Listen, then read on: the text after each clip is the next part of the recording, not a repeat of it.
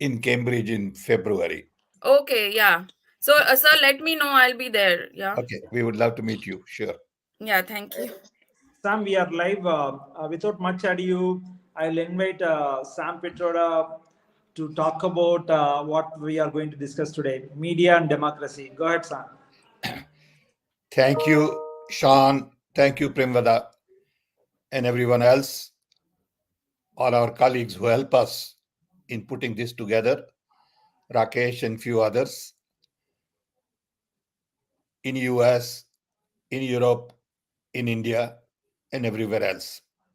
Greetings from Chicago. We have lots of snow here. It's been very cold,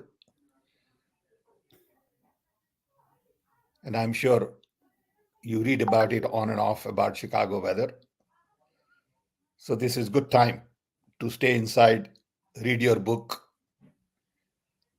have a drink, and think about events and learn more about what's happening all over the world. I've been watching some news carefully, and Sean and I thought we should be talking today about media and democracy. So I'll spend a little bit of time giving an overview from my perspective as to what has been going on, and then we can open up for a broader conversation where I also want to learn from you, young people, as to how you see media and what you think is the role of media in democracy going forward. Media and democracy is a subject that people have talked a great deal about for long, long time. Even in early days of democracy, in its own way, media played an important role, but because media has always been controlled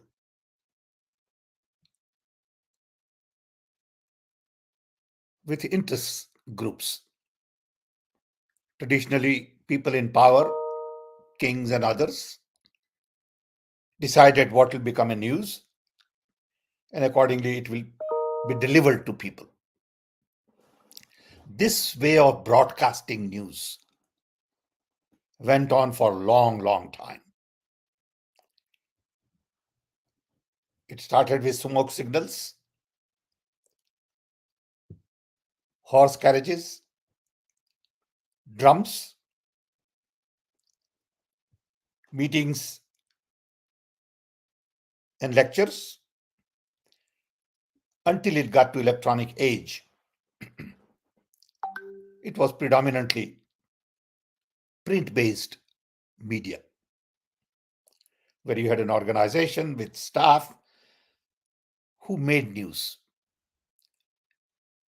And print media was much more structured and organized because it hired professionals to make news. And these people, though had an angle, were predominantly fairly well balanced with their own angle and provided sort of bias, but at the same time, much more open platform for news. As soon as electronic media came, broadcast media became very powerful. Television, radio, and these required a lot more capital. And as a result, government got into the media space. Every government has their own television channel. I remember we used to have Doordarshan, was the only channel at one time. And the messages from the government were broadcasted with little bit of entertainment, little bit of education, little bit of information for farmers and others. But the news predominantly was based on what government wanted to convey. Same with radio. There were more interactions, there were more professionals, and people felt that they were getting fairly balanced view of the world until internet and social media came. That changed everything about news. And that's what we would like to focus on. So as internet came, people got used to searching, people got used to multiple media as opposed to getting two newspapers at home and watching two government channels or five other channels. Now all of a sudden you could watch news from all over the world, and you didn't have to worry about getting few newspapers and few magazines. And it opened the space. But still, in many ways, golden rule applied to media. To me, golden rule is one who has gold makes the rules. And the rules of the media were essentially made by people in power, whether it was government or businesses that own newspapers.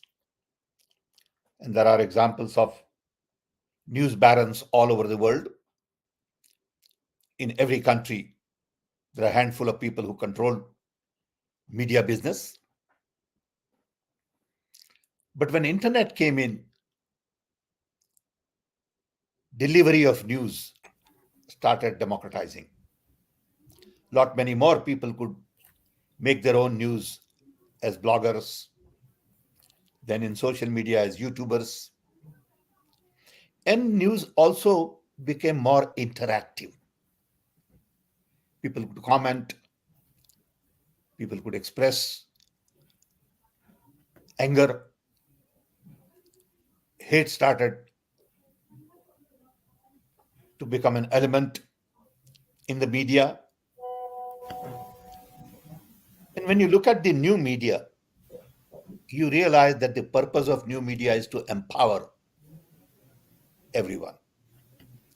The new media is all about democratization of knowledge, decentralization of implementation, and demonetization of services. These three things became very important in media business. So first, it was all about empowering people with variety of news.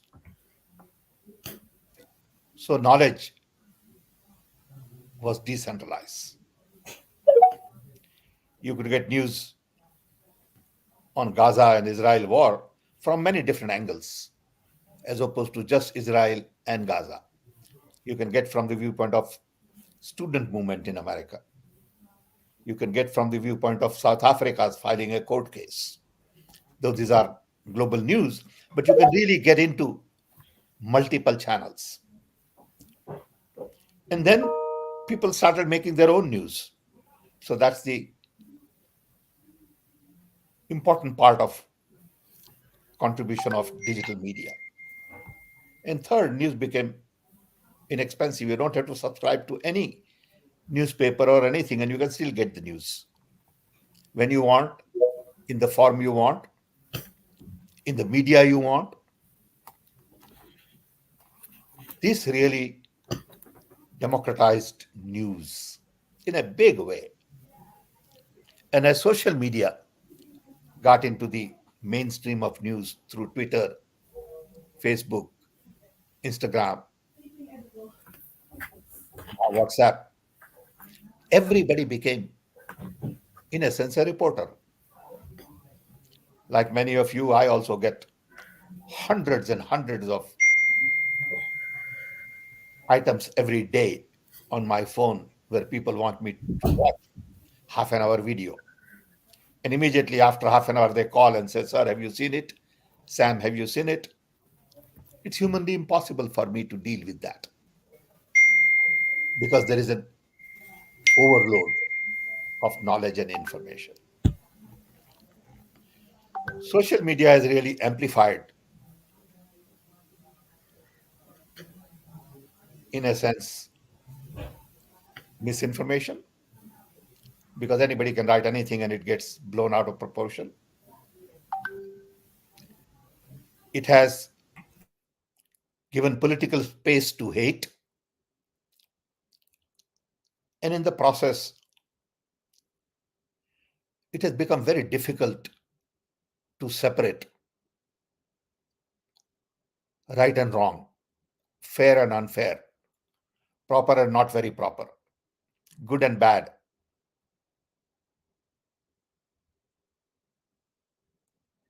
Truth and lies. All of a sudden, we are put in a position where people are forced to find their own truth. This is the price you pay in empowering people, which is good in a sense, because on one hand, you are empowering people, but if you don't teach people how to find their own truth, it doesn't help. So we are going through a phase, according to me, where people are learning to find their truth, and they are not good at it. So they believe what they see, when they see, how much they see. And as a result, lies for a while become truth. People believe what they see.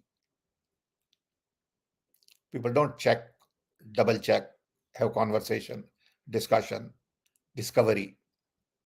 And people have not learned yet to find their own truth. And this is a big challenge in media today. To be able to find your own truth, you require your own value system. And I find we have lost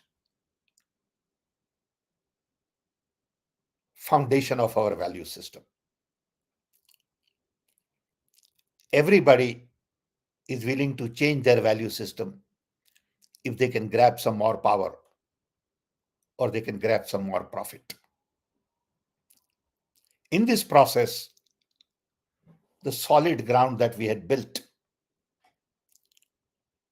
on value system that our forefathers, great grandparents, and great leaders taught us, this ground has shifted. So I know that many people would come to me during my time at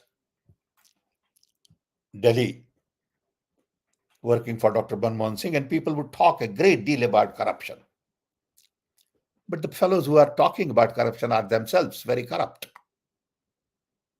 But they have no understanding. Maybe they have understanding, they have no shame in a sense. That to talk about corruption in a big way, you need to be a little bit honest. So you have mixed up this value system, and we have lost the very foundation on which humanity works. Humanity works on trust. When you walk on the street, you trust other person that he's not going to shoot you. But then sometimes that trust is broken and somebody shoots you. Humanity drives on the trust that everybody would drive according to the rules and regulations. They'll stop at the traffic light. If they don't, there is accident and you get killed. You get hurt. So the real values like truth, trust, love, freedom, justice, equality, all of these fundamental values have been shaken up.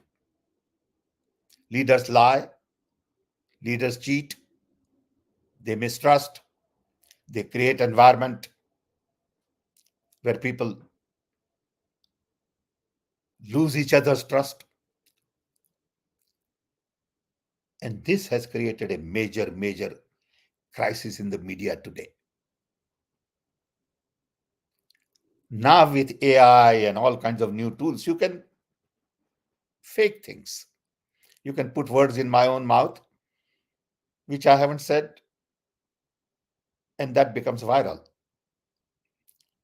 because you can manufacture videos with my face, my expression, my voice, but not my content. So now the challenge in this high technology environment is much more complex. And as a result, the focus has to be on finding your own truth. And we haven't taught people how to find your own truth. We got to go back to values you believe in. And based on that foundation, you have to search for truth.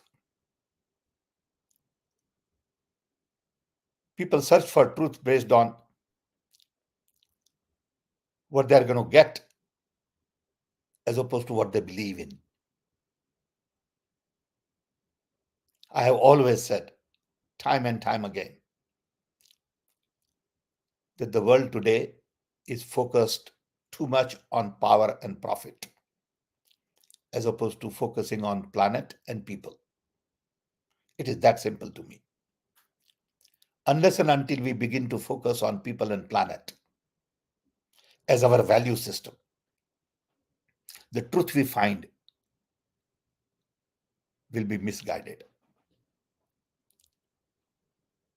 So when you are looking for truth, you got to focus on values, that I'm looking for truth in this kind of an environment. So in the nutshell, I would say the relationship between media and democracy has become very complex because of this process. Democracy is all about empowering people. News is about informing people, telling people truth, asking people to find their own truth, and representing balanced view. Every coin has two sides. There is nothing that is one-sided. And the beauty in India is that everything you say about something, I can say exactly opposite. And both of us are right. These are the contradictions of India. And this is the beauty of India. Today, digital media is expensive. And as a result, money power drives news and media. I mean, look at the power of Facebook, power of X, former Twitter, power of LinkedIn, WhatsApp. All of these medias are controlled by very rich people. And they make the news. If Elon Musk says something today, it'll be all over. He doesn't have to make sense, but he'll get the platform. If I say something or you say something, it'll go to a limited group of people. So the money power has shifted into media in many different ways. Whether it is in traditional way, Wall Street Journal owner, Murdoch, who controls many, many news companies all over the world, or a small little newspaper operator in India. Media has become a powerhouse because they derive their power from information that people consume. So today, it is all about interactive media. Today, it is all about multiple people making news. Today, it is all about information overload. Today, it is all about spreading the message you want to spread, whether it is true or false. How much money you are willing to spend on spreading that news.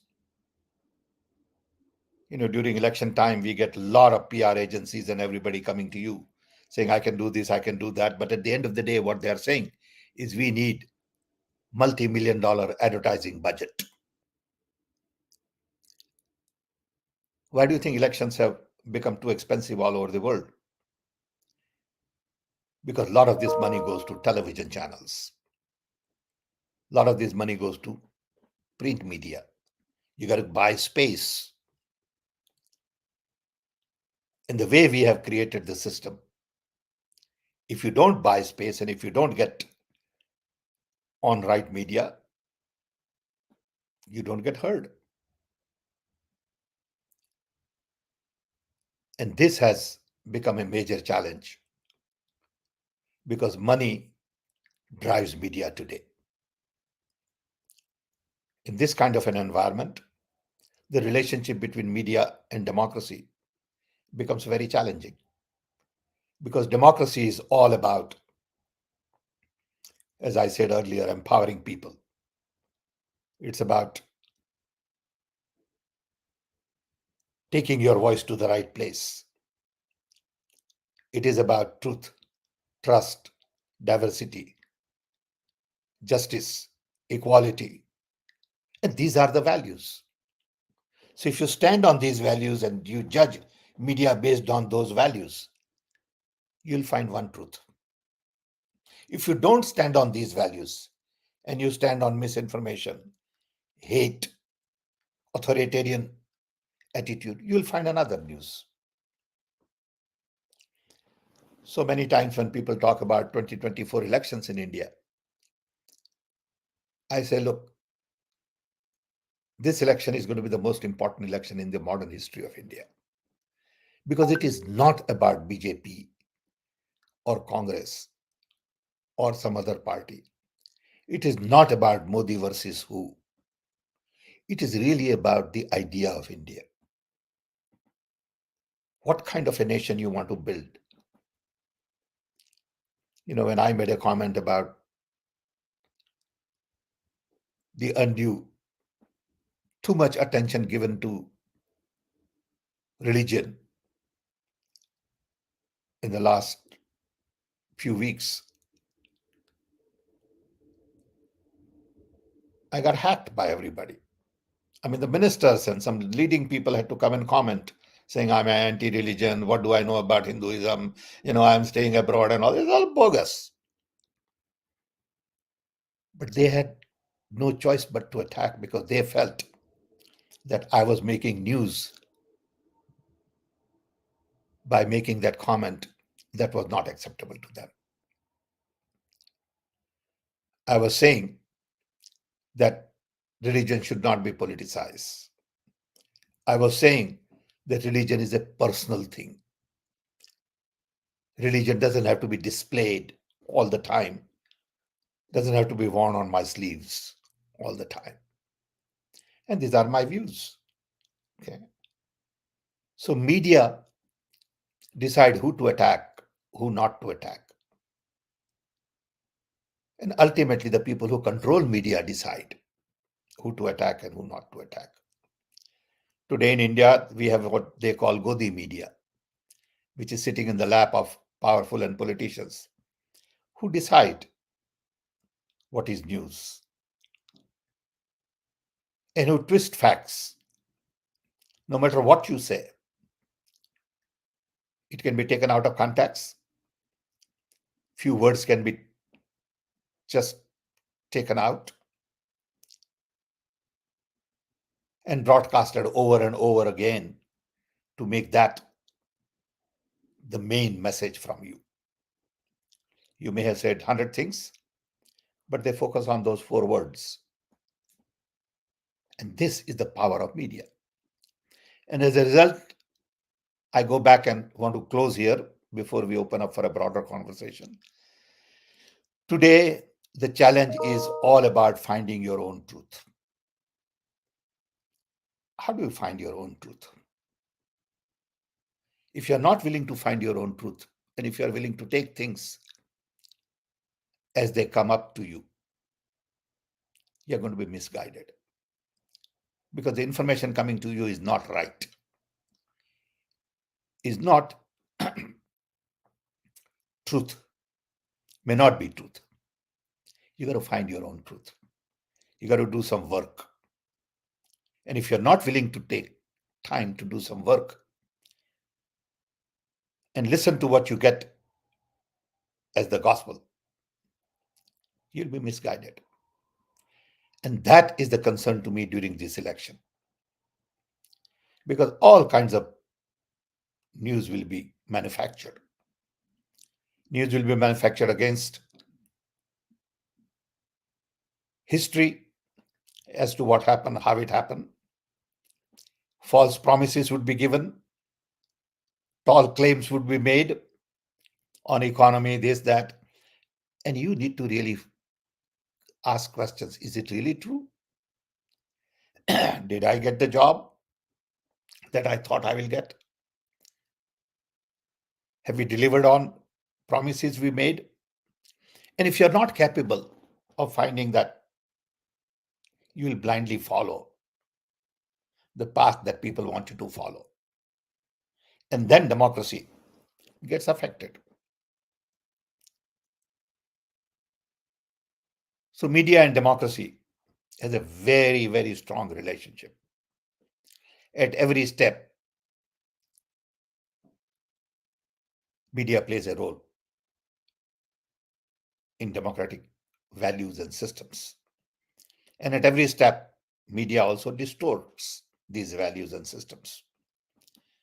An ultimate objective is for you to find truth.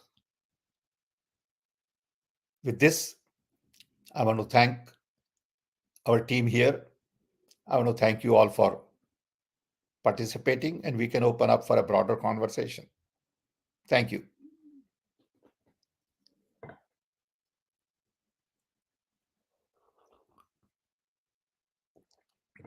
Okay.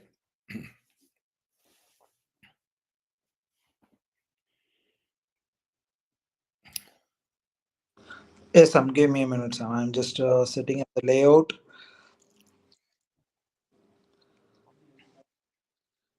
Okay, this should be okay. Okay. Was it all right? Was it okay?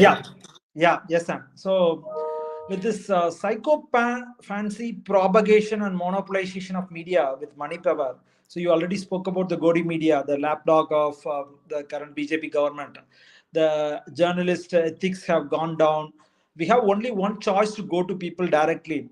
Rahul Gandhi already did it, Bharat Jodo Yatra, where he saw, or we all of us saw, how it broke the false crafted $1 billion spent image, that Papu image. People saw the real empathetic Rahul, and they could connect. And now I think they look up to him actually for rebuilding India. So now he's going to do Bharat Jodo Yatra. So my question is about: are we here to make the dent in 2024?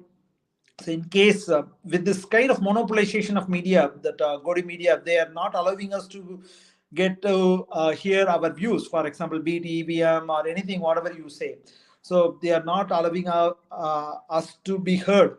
So do you think, are we here to make the dent in 2024? In case, in a remotest possibility, in case if we don't make that expected dent in 2024, what next, Sam? See, 2024 election is all about the idea of India, as I said. If people of India don't think about the future of India and only vote based on what they hear in terms of propaganda, you'll get one result. If people go deep down in the real values of democracy, freedom, human rights, people will realize that we have created an environment of hate, polarized politics, polarized communities, lies, mistrust, and we have created an environment where institutions are captured, attack people through ED, income tax, courts, whatever. Civil society has not been allowed to function. And it is very difficult to have logical, rational, respectful, dignified conversation. As soon as you say something, people jump at you. Is that the kind of India you want to build for your children and your grandchildren? Or you want to enjoy the fruits of democracy that our founding fathers very carefully crafted? So we got to preserve that for your next generation or generation after that. I think that's the key question that people will have to answer while voting. It is not again about Modi versus Rahul Gandhi or Modi versus somebody else. It is all about what do you want as future of India? When we were getting independence, the question was very simple. Do you want independence or you don't want independence? And everybody joined in and said, yes, we want independence. You got to get to the same question today. Do you want democracy or you don't want democracy? It's one simple question. If you want democracy, you cannot have authoritarian attitude. You cannot have hero worship. You cannot have one-man rule. You cannot have a system where other people's voices are not heard, not respected. Okay? You cannot have system where orders come from the top and not from the bottom. I think there is one fundamental question that you have to ask. So when people talk about where is the narrative, it's all, to me, meaningless. This is the narrative. Okay. Narrative is not about what did you do, what did we do, how many kilometer of road you built, and how many kilometer of road you had promised. To me, those are micro issues. There is a larger macro issue like freedom at the time of 1947. In 2024, the real macro issue is democracy. Do you want democracy or you don't want democracy? Option is yours. Okay, if you don't want democracy and you want to live in an authoritarian rule, you decide. People of India will have to decide. Okay. And then you will have to find your truth from media based on why democracy, what is democracy, who is democratic, who is not democratic. Okay, who should I vote for to preserve my democracy? Okay. People come and go.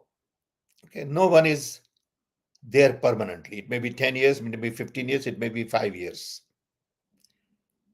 But democracy will survive for hundreds of years. Authoritarian rule has created problems all over the world.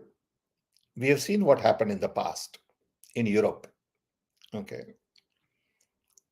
And we are a country of diversity. We need democracy by default. Okay. Democracy is the only way in India to survive.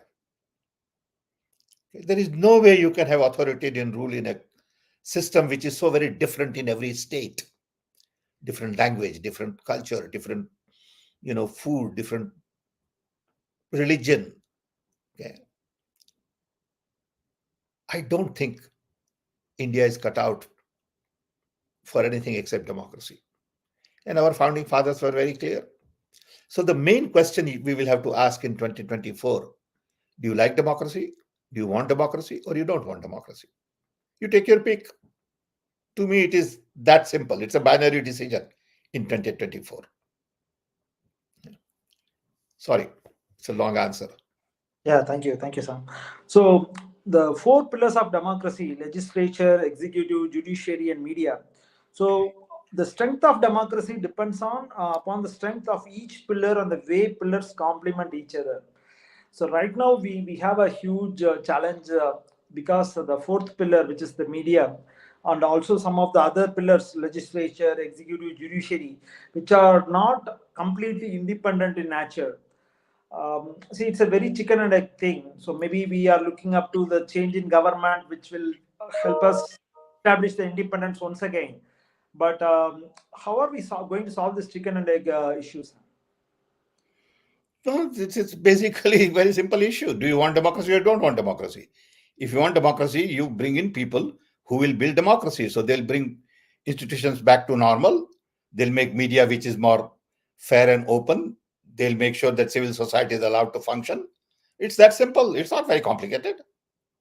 We make it very complicated. Okay. You can't have these four pillars in the position we are in today to have a working democracy. So if you want to have democracy, first thing you have to do is make sure all your institutions are independent. Don't misuse them. Okay. That's a starting point. And you create an environment where everybody has a voice. And you work from bottom up and not top down. And let everybody come and present their views. Today, even the laws are being made without proper discussion. That is not democracy. In the name of this rule and that rule, and nobody showed up. No. You got to give people chance to participate in the process. Okay. Very little today is based on discussion and debate, which is fair. Okay. So authoritarian attitude ultimately leads to weakening of institutions. And that's what we are talking about. Okay. Thank you. So, Priyamata, do you have any questions from the Twitter space? Yeah, there's a question from Mani. Mani, could you unmute yourself? Yeah. Thanks. Hi, Mani. Am I allowed to ask three very quick Sure. questions? Please. Okay, thanks, Sam. So I'll ask them. So I have learned that BJP is planning to use some AI tool to flood the market with like a lot of fake content and also monopolize all communication. So is there a strategy to deal with that, like from the India Alliance's side? That's question one. Question two is I had attended Mani, your if you are okay, we'll go one after another. Sam, do you want to take that? Okay, let's go one after another so it's clear. I also will remember. Sure. Otherwise, I lose track probably. Money, when somebody manufactures news using AI and social media, you will have to rely on public to find their own truth. You can't immediately go and say, they did this and this is wrong. Then it's into tutu meme. And that war can never be won with the kind of money today one party has.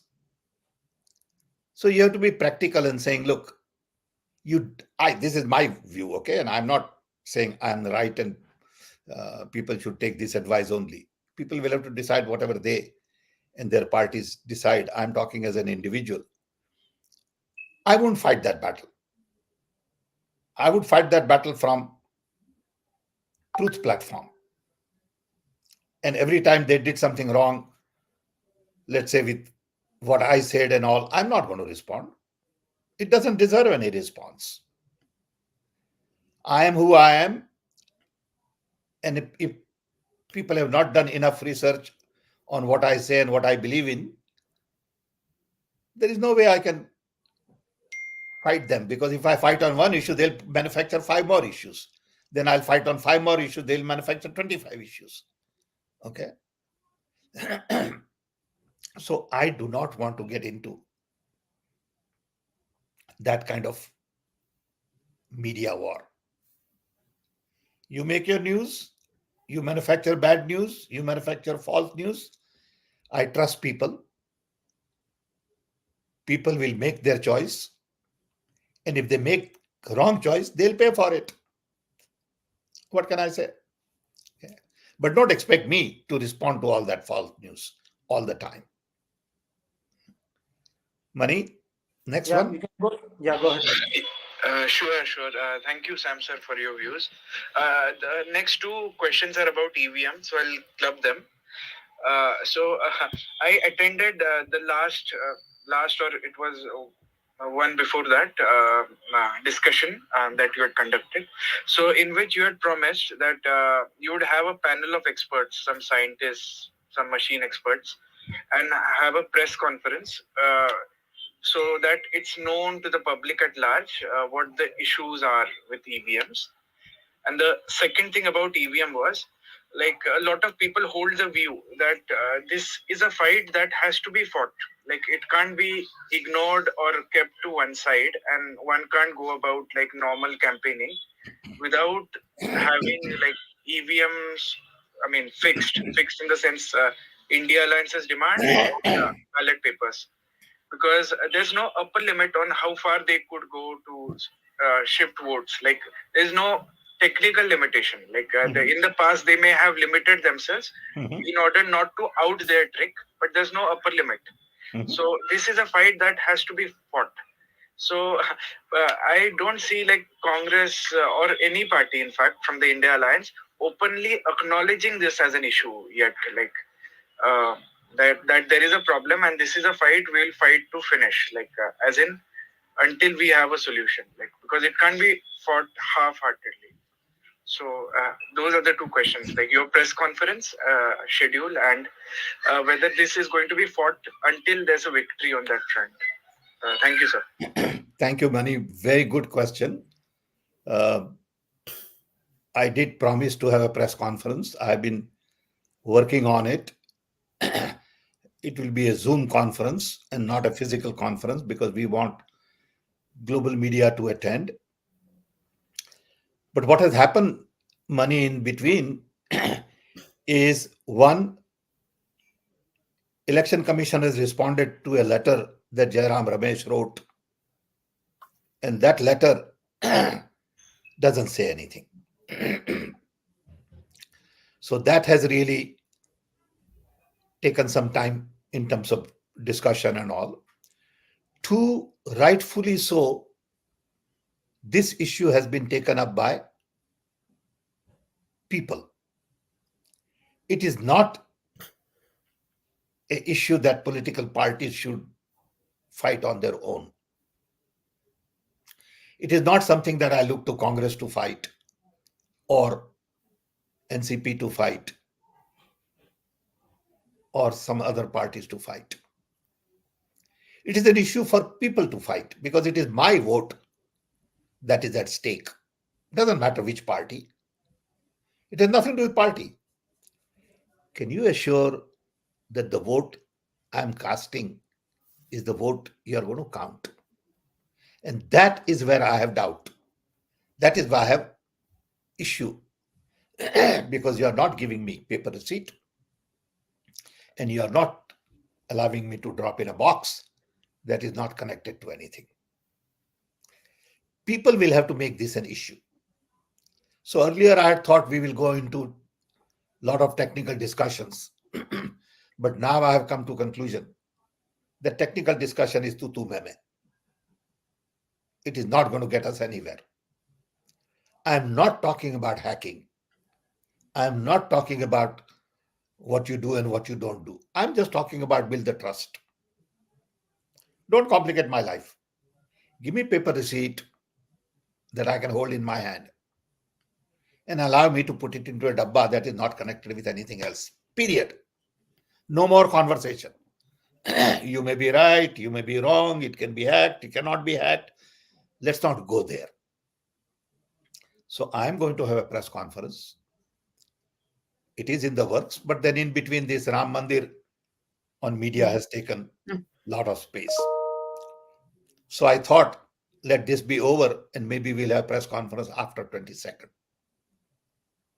Okay, otherwise, no matter what we say now, it's going to be in the background. So it is in the works. I have promised, so I'll keep my promise as much as I can.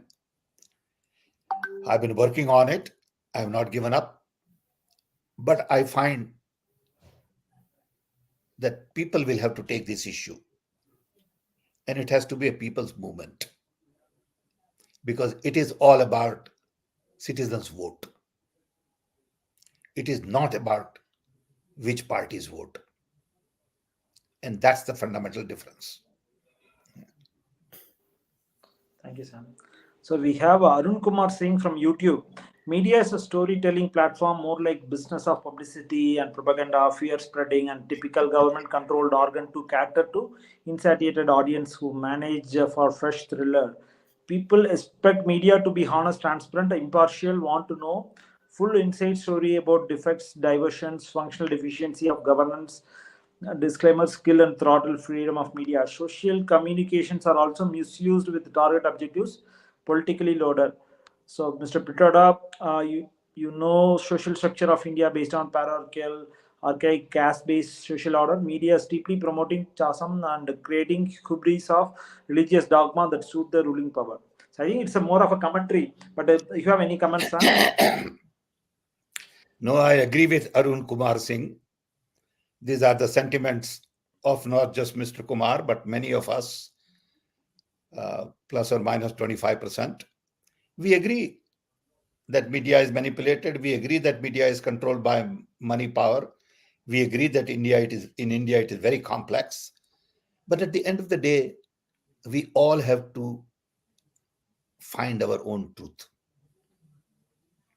If we can convince people to find their own truth during this election, I think results will be very different. Saying, fine, you enjoy all this news, but don't take it seriously. Okay. Decide what you want based on the values you believe in, based on the India you want to create. If it is democratic, fine. If it is authoritarian, that's also fine, because you are free to make your choice. But don't get sucked into all this song and dance, drama and debate, discussion, which don't mean anything. Okay, who are these people discussing? What is their qualification? What have they done in life? Okay. So I got to decide that my vote is very valuable. For that, I don't have a PhD or lots of money. Every vote matters. It is a piece of gold. Don't give away that piece of gold to petty promises. Keep that to make sure that your children and grandchildren's future is assured. That piece of gold is not for you. It is for your next generation. Today, I look at vote in India in 2024 is for the next generation and not for you. Okay. That to me is a big difference. Okay. What kind of a nation I want to build for my grandchildren and children? And not for me. Yeah. We are at a crossroads. And if you go in one direction, destiny is locked in. Okay. That is the issue today. And that is the narrative. Okay. Narrative doesn't have to be too complicated. Okay. It is not just about creating jobs and improving educations and health. That's all given. I mean, who would say that I don't want to improve jobs? Who would say that I don't want to improve education, provide energy, clean environment? Okay, I want to do all that, but I want to do that in democratic system. I don't want to do all that in authoritarian system. I don't want to do that in top-down approach. I want to do that in bottom-up approach. So local people worry about their environment and not Delhi deciding what standards to create and what factory to set up and which fellow should get a license to set up a factory for battery. That's not the way it works. Okay. I want to decentralize everything. And that is possible in democracy. That is not possible in authoritarian system. Okay. I want to listen to the voices of the people. I want local domain experts to participate. Okay. I want to decide on the river that flows through my state and not Delhi make the decision.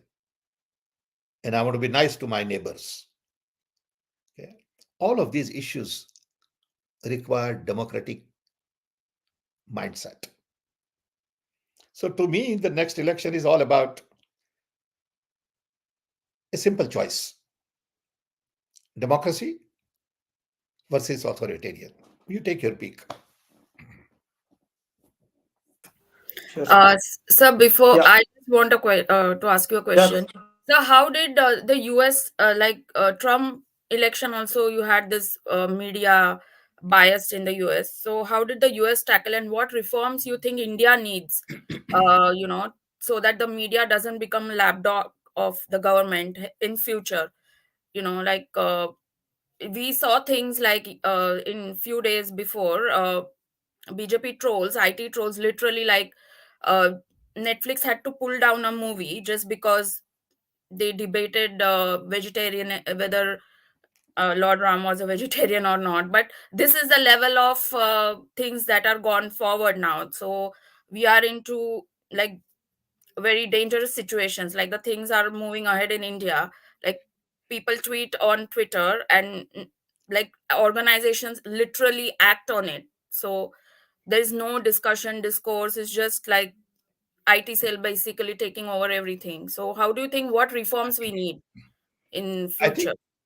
I would prefer that people get identified when they register on social media, saying this is my Aadhaar card, this is my driver's license, or whatever, and I am responsible for what I say. Today, when the trolls jump, you don't know who these people are. It may be machine. Okay, so then the statistics will say 500 people said this and 50 people said that. But those 500 people are not people. It may be same guy 500 times. Okay. Mhm. So I want authenticated behavior on social media. Today, you have unauthenticated behavior on social media. So if I get response from 500 people saying I'm bad, doesn't mean anything. You don't know who those 500 people are. Okay. So don't give me statistics which can be manufactured. All these polls and all that come in. I don't know how much weight to put in. Okay. So that's where I go back to my original thought that I got to find my own truth. If I'm not willing to find my own truth, then I get sucked into their debate. And I don't want to be a party to that. Okay. So that's, and your But question on you, what reforms would you suggest? Like that future of India is not I again. would, like I said, I would suggest a major reform saying you got to authenticate yourself on social media. So get all these, you know, fake people out. Okay. So if you say something, you be responsible for it. I want to, see your face and I want to identify you saying you said this. Today I can't do that. Okay. So that's a major reform. Yeah, no, and Ex- also about the television, sir, like media, like how they are becoming like voice of the government, not of the people. That's So how do you think what should be done in future to avoid this? No, I think you need media to be more balanced. You need to really come up with rules and regulations which sort of force you to give balanced view. There'll be some amount of bias anyway, whether it is BBC or, CNN, there is some amount of bias. But in general, it is fair. You take, for example, what is going on with Israel and Ghana. There is bias in the global news. Of course, there is bias. Yeah. Okay. You can't say there is no bias because people in Palestine have no money. Okay. So they can't buy news. So, but you have to make that judgment yourself. Okay. So Thank it will you, never sir. be very fair. Yeah. Yeah. There was some other Whether question somebody had asked, which was in writing. whether the extrapolating Priyamada's question, whether the new media, the social media, who controls the narrative for the world, they should be regulated or not, Sam? Social media, to some extent, should be regulated. We have talked about it at length. You see, this whole issue of digital citizens' human rights is still not addressed. The human right issue today, as it is in the UN document, is not about digital citizens. Digital citizens' human rights are not clear to us. And it will require maybe half a decade, 5-7 years of work to come to consensus on. But it's an important issue. Today sitting here, I can comment on Indian election. Of course, I don't have to be, fellow sitting in, Russia dabbles in US election. Okay, so everything has become global. It is no longer about Indian election. It is about global interference in Indian election also. Okay. And which is true with every country. So social media allows you that freedom, but at the end of it, ultimately everything boils down to my ability to find truth, my ability to value what I value and vote accordingly. You can get 10,000 hits and 10,000 different media. But if I say, look, I am committed to building a democracy stronger in India, message is clear. Okay. I don't care what anybody else says. And I cannot be changed by some media tweet or, bombardment of some fake news because I have my feet on the ground. I am committed to democracy in India. And I don't want to let that go. Okay. So then my vote is very simple. Okay. I'm going to vote for somebody who is going to assure that democracy would be enhanced in India. Finish. Thank you, Sam. How are we doing on time, Sam? Can we go for some more time? I'm okay. I have a Harish Rangacharya from X. No one can question your patriotism. You left the US job in your prime age, 40 years ago, to serve nation. You came up with a creative solution for telecom revolution. What creative ideas can you give for SME sector to grow? Was that Harish? What Harish was the name? Rangacharya. Yes, Harish Rangacharya. Thank you, Harish. This is very important issue for India. Small and medium scale industry in India is basically the job creator. And the reason we have not been able to create the jobs because we have not focused on them. We have not funded them properly. At the National Innovation Council, we had series of programs to really help small and medium scale industries, especially in clusters. We have about 200 major clusters in India. We have thousands of clusters. We have a bamboo cluster in Agartala, pharmaceutical cluster in Ahmedabad, furniture cluster in Kerala. We have a brassware cluster in Muradabad. Okay. All of these clusters consist of SMEs, which is basically a supply chain into bigger industries.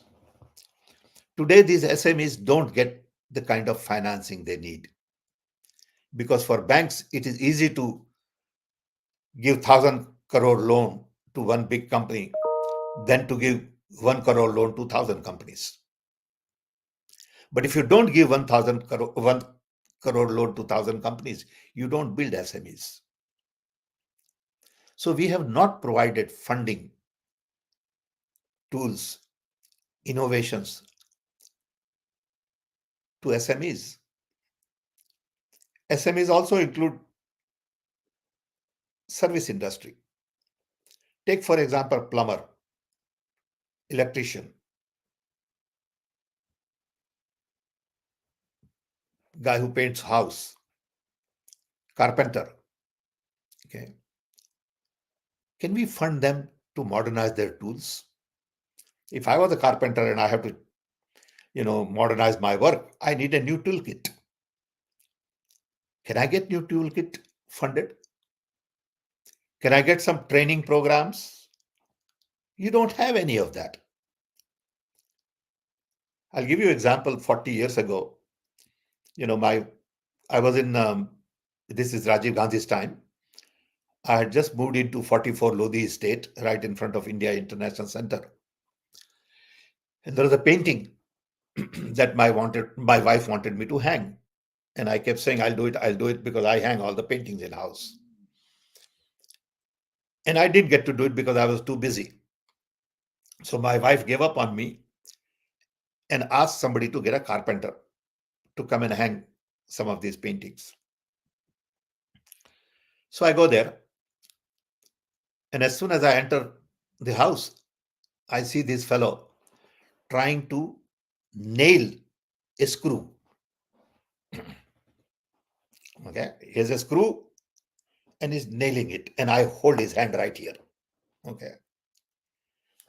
So he was shocked that this man who is a boss who would come and interfere in my work. I said, don't you ever nail a screw?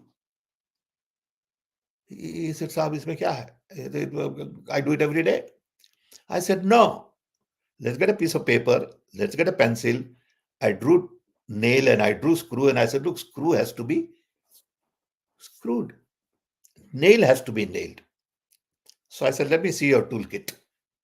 He had a joli, like regular cotton theli, in which he had a little old drill, hand drill. And I was shocked that this poor guy, who was very capable, has never been taught some of these things, that nailing a screw is against my religion. Okay. And he was puzzled that I was like a madman, because poor guy has not been trained. Okay. I explained to him. Similarly, we had an electrician who had come, and there are, in India, you have 10, 12 switches on wall. So he was fixing all the switches. And then I came in and I started turning things on. And switch one, that bulb goes. Switch two, some other bulb goes. So I said, look, shouldn't there be some sequence? He said, Saab, yahan laga do na. You put some words. I said, no. I want you to wire with some sequence. First bulb, second bulb, third bulb. Okay. He could do it, but nobody asked him to do it. So I think SME requires huge amount of work in India to train people, to modernize their toolkit, to give them new tools of CAD CAM and everything, to give them new tools of social media to find work, to connect with others. Okay. But this is Sudra's work. Nobody wants to do it. Everybody wants to do Brahminian work. Okay. Because Sudra's work requires working with Sudras. Nobody wants to do that. That's why SMEs don't get attention. Big guys are Brahmins, big companies in their own sense. I don't mean exactly by caste, okay, by thought. So banks deal with the big guys. Bank don't want to dirty their hand with little fellows. They are the one who need help. So I agree with you, Harish. It's a very big challenge.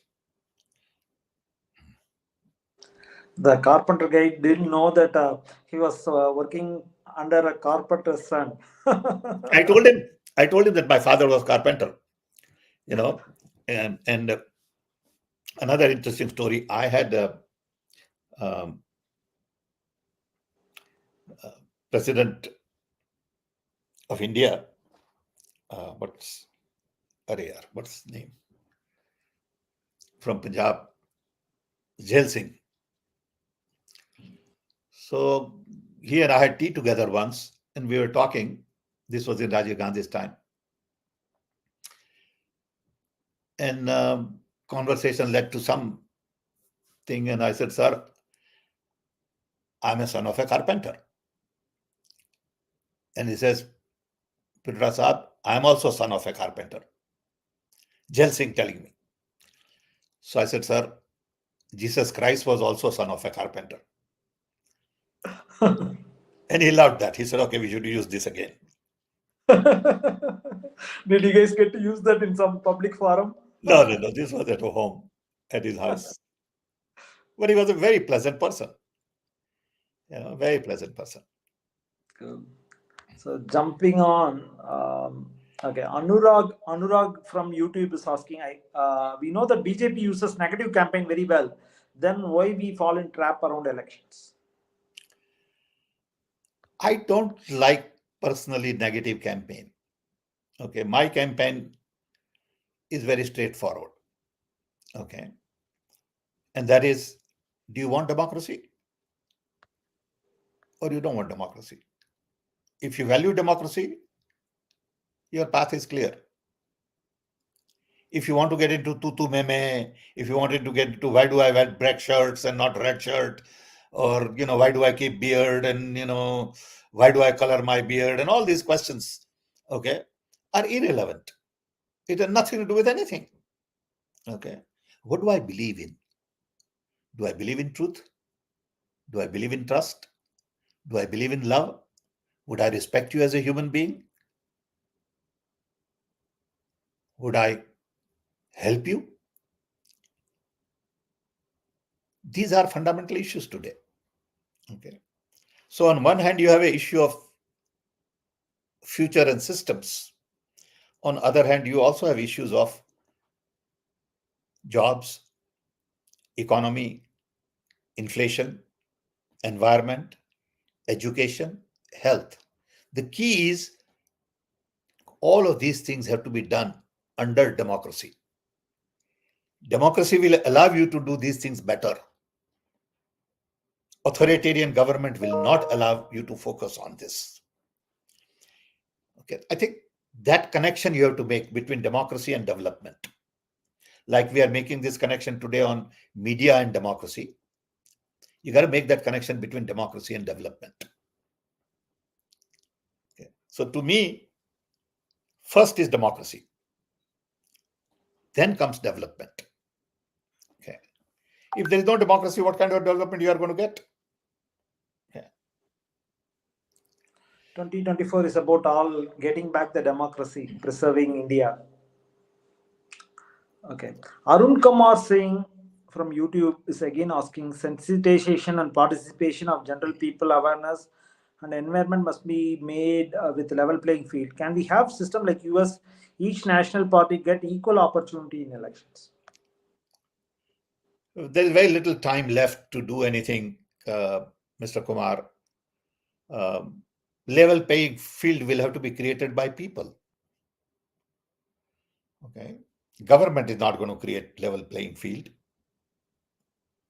because their future is at stake. Rich people are not going to create level playing field because they are milking the system. Why should they create level playing field? So people will have to create their own level playing field. And people will have to really find for their own truth, decide what they value, and vote accordingly. I see a very important question from Pillala Mari Srinivas. There is no representation of marginalized sections in the newsrooms, and the majority of mainstream newsrooms lack diversity in newsrooms, which is also affecting the credibility of news and democracy. That is why many independent journalists are coming out with their own YouTube channels and giving alternative opinions to some extent through social media controlled by the rich. How do you look at this phenomenon? Srinivasan, I agree with you that YouTubers, new YouTubers in India now, 10, 15, 20, have the courage to stand up to main media and bring the other side of the story. So more and more people are watching those YouTubers, whether it is Ravish Kumar or 4 p.m., or there are many good ones. I've seen some of them. I don't remember all the names, but they're good. Okay. I admire what they say, what they do, and we need more of them. So slowly and slowly, young people will move to YouTubers and stop watching main channels. That's the answer. Why watch then all these, Godi media? Forget it. Let them broadcast whatever they are broadcasting, but get your news from YouTubers and all. Okay. And I that's a want to new ask. phenomena, and I like it. In fact, I just recently watched something that Ravish had, which was really good, well balanced, well thought up about. These people are good. Okay. They are courageous. You need courage to say things they are saying today, because fear has been created that somebody will get after you. And these people are saying, we are not concerned about this. We will do what we need to do. You can harass us. And you need more of that. So the media over a period is going to move to independent YouTubers, people with courage to say things that need to be said. And you got to pay attention to them. Yeah. And just extrapolating that question, marginalized section. What if we extend this caste thing? Is it like that? Are there more Brahminical voice in this current It's media very, very rooms? good question. It's a better question than the YouTuber, according to me. And that is, who makes the news today? Who is delivering news? All pretty looking people, all well off, all from high caste. Okay. And you see very little from OBC, Dalit, tribal. You mean there is no tribal person who is on the news anchorman? No, very little. So in India, like everything else, most of the important jobs are controlled by 10% of the Brahminian class, 90% of the non Brahminian class, whatever the number is, doesn't have the opportunity. I get tons of emails, tons from people, Vishwakarmas, because I'm supposed to be Vishwakarma. So they want me to do this, want me to do that. I said, look, I'm Vishwakarma, but I'm for everybody. Okay. I don't want to promote a caste. Okay. And they all feel that they have not been given the opportunity. I know the talent these people have. I mean, I have seen a few months ago, I was introduced to a guy from Rajkot who is making miniaturized trains. Yeah. Just a hobbyist, blacksmith, Vishwakarma, carpenter, blacksmith, same caste. And he showed me the stuff he has done. It is just mind boggling. Okay. If he was in America, he would be famous all over. So I asked him, I said, how do you do this? He said, for last 15 years, every day when I come back to work, from 5 to 12, I do this. This is my hobby. But it has become a craft of miniature machines. He would be great in robotics. Okay, nobody has used him. Nobody even knows about him because he's a little guy. He doesn't get an opportunity. Okay, so in media also there is no representation of our diversity, but which is true in vice chancellors, which is true in professors, which is true in scientists, which is true in politics, which is true everywhere. And that has to change with democracy. Next phase of Indian democracy is all about giving equal opportunity to others. So if I were to list the key challenges today as part of the new narrative, first would be democracy, second would be equal opportunities to everybody. And that's where the census and everything else comes in. Okay. And it's going to Um, be rocky. That phase is going to be very rocky for a while. yeah, Shan, there are two questions from IWC. So, uh, Kamar Khal, is it? Can you unmute and ask your question? Kamar? I can't. Oh, okay, Money, you can go ahead then. Okay, thanks, Priyamada. Thank you, Sam, for the opportunity once again.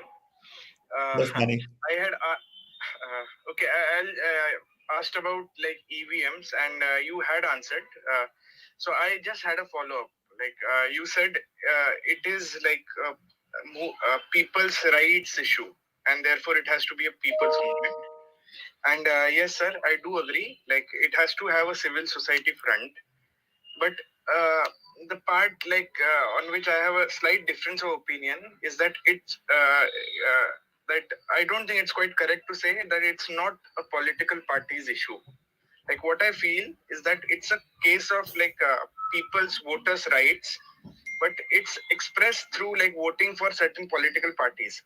So if like Congress is losing like votes and seats because of like rigging in the system, then they too are the stakeholders. And since No, I a lot agree with you. I agree with you. I didn't mean that. Maybe I didn't communicate well, but you are right.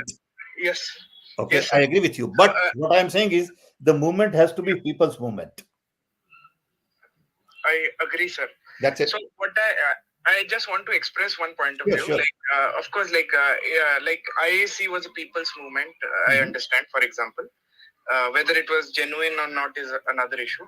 But what I mean is, like political parties, unless they throw their full weight behind that, ban EVM or make the voting fair, whatever the campaign is, I see very little chance of it succeeding really. Like because we see how ruthless this government is, like in just crushing movements. And the other issue is that how common people perceive it is like they think, whether you think it's right or wrong, they think that the major like affected party is the political parties. Like if votes are being taken away rightfully, I mean, shifted, then political parties are the most affected people. And if they are not complaining, and if they are telling like their own workers, like if Congress is telling that it's a problem but a small one, something that can be contained or managed, it's a 2% or 5% thing, then people automatically think that maybe it's not such a big issue, because no one, has studied the electronics and part of it, and nor is it like openly available. So for truth, they rely on these signals. So if political parties are telling their own people, I go to Congress spaces and they tell me that it's a issue, but a limited issue, 2%, 5%, marginal seats. Whereas I don't see it that way. Like if it's a programming thing, then there is no upper limit on how much votes could be transferred. It's just like a question of how blatantly the person wants to rig. So unless like Congress party throws, or every party like throw their full weight behind it, like they threaten to boycott unless like it's fixed, the movement I don't see as succeeding. And the fallout I see is also that people will probably like stop regarding like these opposition parties as representing them. Like they will not see them as putting up a genuine fight. they will think that the leaders have some ED cases or whatever, some compromise on them, which is why they are fighting a rigged election. I mean, for the opposition to hold its credibility, it has to fight it to finish. It has to threaten to boycott. I don't think it will come to that. Because with so many people on street, they will have to make some concessions. But if political parties say it's a people's issue, this is not a big thing. This is a hypocritical thing to say for Congress to its own people. Then, there is a chance that the opposition will lose its credibility. Not because they have, we are 100% in tune with Rahul Gandhi's values or Congress values. We love what they say, but are they willing to fight for us? We want to preserve democracy. We want to ask whether Congress or any party is actually fighting for democracy. Do they represent us? Thank you, sir.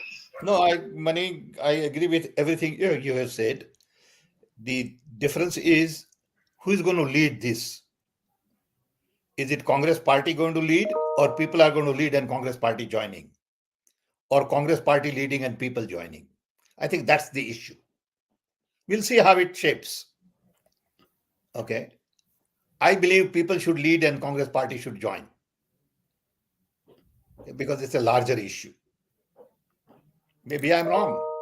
Okay, maybe I'm wrong. I'm willing to accept that. Okay. But let's see what's happening. We'll have to just wait and watch.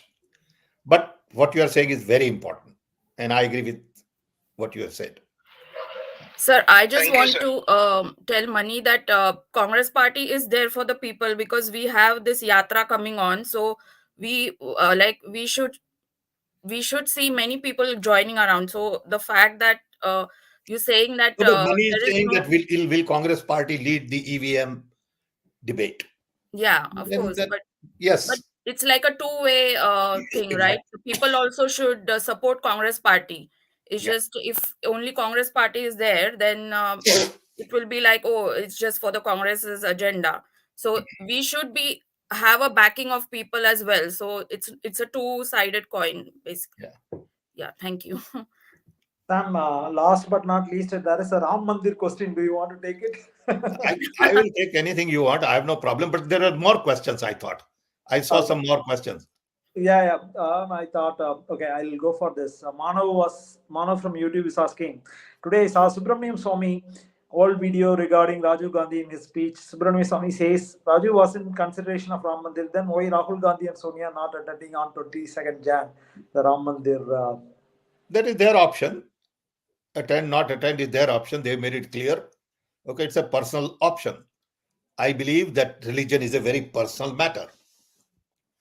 Okay. Let's not institutionalize it. Sure, sounds good. So I think there's a question from Viral Sejpal from Facebook. Can you help our country in many ways for future progress and development? Great knowledgeable man with a cane. So it's more of a commentary. I think there are a few other questions. I'll just, Thank you, Viral.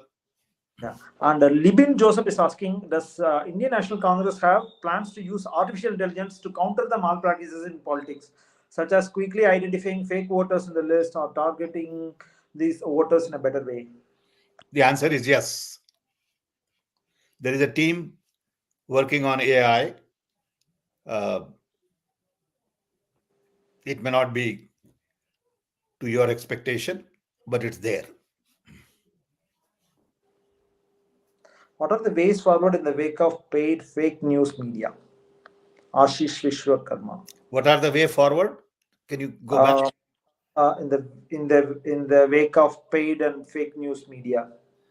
Just make your own choice. Find your own truth.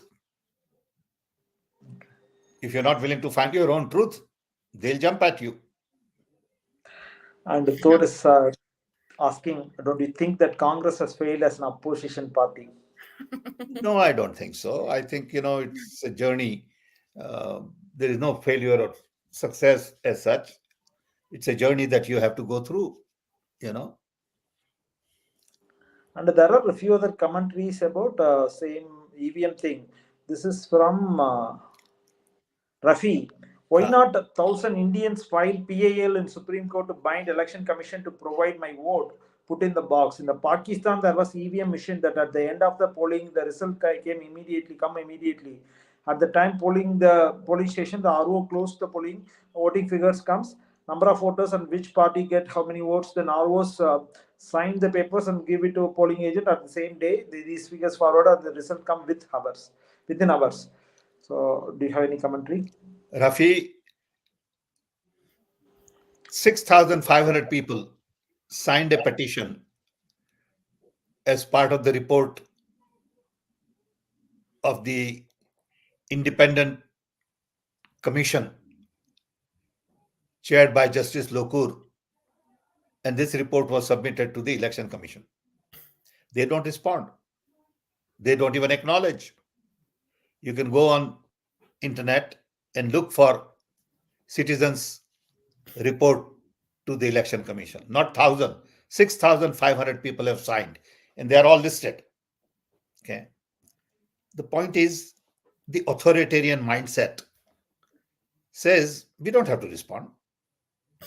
Okay. And Supreme Court also hasn't intervened. That's where the frustration sets in. Okay. So you're right, Rafi. Not 1,000, 6,500 have already responded. Anurag, should we not bring all NRIs from all parties together and use the energy to save the democracy? No, Anurag, every party has their own NRI people. We have, Congress party has Indian Overseas Congress organization operating in 32 countries. Some are very active, some are not that active, some go back. So it's sort of, it's all over. Okay. Like Kerala chapters are very active, Punjab chapters are very active, but you won't find very active chapter from Orissa, as an example. So it varies. Okay, there's a question from Shivanand Kokate from YouTube. Today, I don't even understand at large which is the USP to sell religious dreams to people who succumbed to it and vote for it. However, it's long learning process which we need to implement to make people think rationally. I think it's more of a commentary. Have anything to say? Agree, but it's our job as enlightened, educated, reasonably well-off people to have this broader conversation with people saying, look, religion is not going to create jobs. Religion is okay, it's a personal thing. I respect who you pray. I respect your views. Okay. I'm not going to argue with that. But irrespective of what your religion is, irrespective of what you value, can we work together to build a nation and not hate each other just because you follow another religion? It doesn't matter what religion you follow, you are still my brother. Okay, still my family. Okay, I'm your neighbor. And if your child will have a problem, I'll be concerned about it. I don't care what your religion is. I think that is the attitude that we need. And that's the kind of democracy I'm talking about. Respect for diversity, inclusion, justice, fairness, irrespective of whether you're Dalit or you're, Brahmin. I don't care. See, I'll eat with anybody. Okay. I'm not going to ask before eating with somebody saying, what is your caste? What's your religion? I don't care. Yeah. I think you already summed up the answer for this question. What did Congress do to preserve democracy? I think the fraternal feeling what we have built over the whatever 70 years of rule, the unity in diversity, all. So go ahead, Sam. So what is your thought on this? The biggest contribution of Congress party, according to me, after independence, has been to build a viable, functional, powerful democracy in a country as large as India. as complex as India, as diverse as India.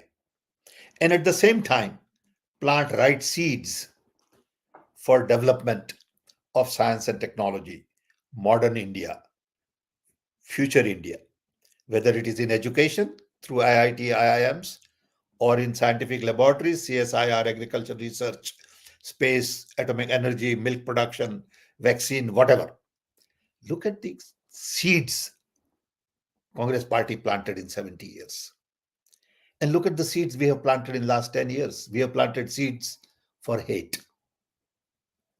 We have planted seeds for discrimination. We have planted seeds for lies. We have planted seeds for fear. These are the seeds we have planted. I mean, what a difference. And when these seeds grow, what will happen? And that's why I'm worried about 2024 election. That the seeds we have planted in the last few years don't give me much hope. I want to plant new seeds. Okay? I want to plant seeds that we planted right after independence. It was tough. Then we didn't have anything. Now we have something. Okay, now we can take off. Okay. And I can tell you, it is possible for India to be the biggest economy in the world by 2047 even. It is possible because our numbers are large. Biggest economy don't mean much. Okay. Because per capita income doesn't have to be that big when you have 1.5 billion people to be biggest economy. Because Chinese numbers are going down. Okay. So their per capita income may be going up, but their numbers are going down significantly. One estimate is that the Chinese today are close to a billion people, and it may be 700 million by 2050. If that's the case, China will not have the number advantage. But also, it is not very important to be number one. It is very important to make sure that we lift people at the bottom of the economic pyramid to a respectable standard of living. As a closing thought, I just want to ask your thoughts. What's your favorite quote of Martin Luther King? Monday is Martin Luther King Day, so just want to ask your thoughts. And how do you see some of his thoughts are relevant for India and democracy, or global for that matter? Well, Martin Luther King, like Mandela, derived his inspiration from Mahatma Gandhi. I've studied Martin Luther King reasonably well. When he died, I was on television watching in America. I have carefully watched his movement, studied his speech, especially the one in Washington, D.C. He was for human rights. He was for equality. He was for nonviolence. All of these things he brought from India to America. Okay. It is the other way around. Everything he did had roots in India, in Gandhi's way of doing things. But the best part of the Martin Luther King movement was that blacks need to be given respect. Okay. When I was a student in Chicago in 64, 65, right around campus was all black population. Still it's there, but then it was noticeable. And a lot of people used to say, don't go beyond 35th Street. It is dangerous. And if you go there, you'll get shot, blah, blah, blah. And I tell you, as a young man, I was 23, I went there and I was very comfortable. They would all say hello to me, though I'm a little darker person. So I look like their brother anyway. Okay. And I had no issues. They were good. Once I needed some help, and there was a guy, Joe, I had never met him. He was on the street and doing something, and he said, okay, I'll give you a ride. Very nice people. Okay, wonderful human beings, but we have labeled them as bad guys. Okay. I found out that very few Indian students would socialize with blacks, at least in those days. I can't comment now. Okay. So Martin Luther King really brought the issue of African Americans on the global platform, on the national platform. But still, things have not changed much. Black Lives Matter is an issue even today, after 50 years, 60 years. It is a major issue. So, Thank you, Sam. I think with that we can close the session, and looking forward to continue the talk with another new topic next week. Thank you, Sam. I want to learn more from Priyavadas of the world as to what do young people want. I really want to understand that. Okay, I'm here talking as an old man. Okay, but I want to understand from all of you, what is that you want? What can we do? It's one thing for me to go on saying these things, but it's important for me to listen to you also. So if you can organize that, I would really appreciate. Maybe 5, 10 young people tell me what they want. Maybe next session we do that. Yeah, we do that. Saying, what do young people want? Let's select 10 people and let them each have a couple of minutes to say what is that they want. Okay. So I also learn from you. Okay. And respond to your needs, and maybe you will change my mind. I'm open. Okay. Okay. Yes, sir. Okay. So let's do that. I would Yeah. be very interested in that. And then I want to understand, little more about what are your main concerns, not what you want, but what are your main concerns? One thing I've learned, I must tell you, Priyavada, is that Indian girls are much smarter. Okay. Thank you. Okay. I have a daughter, I know. They are terrific. Thank you, sir. Okay. They are just absolutely, I can trust them any day. They are very loyal. They are very sincere. Yeah. And Thank you. We have not paid them their due respect. Okay. Yeah. And I believe I have 5 sisters, so I know it. Yeah. And I have a sister who is a mathematician. Okay. They're all great. And my parents didn't even want to send them to, high school and college. And we had to fight, essentially, saying, no, they are going to go to college. We have not really given them the opportunity. Okay. Absolutely. Yes, sir. So even there is a lack of space in even the political. Everywhere. Yeah. Everywhere. No women at all. So everywhere it is bias, because you see, if there is a job opening, you compare man against women for that job. The man has all the network because he has been smoking with them, he has been partying with them. Yeah. Okay. A poor girl is isolated. Okay. So all these men say, let's promote my friend. The girl may be more capable. Yeah. This is what happens in practical terms. Yeah. Anyway, it will be an interesting topic. Yeah. Next. Okay. Sure. I'll coordinate with the Priyamata and figure out how maybe even a relevant topic for youth audience. Sam, let's do a youth thing first, and then we'll do one day women thing. Yeah. Yes, sir.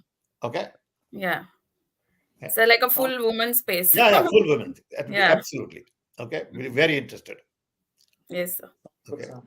And I'm sincerely concerned about it because I know I have very capable sisters. I have a younger sister is a fantastic painter.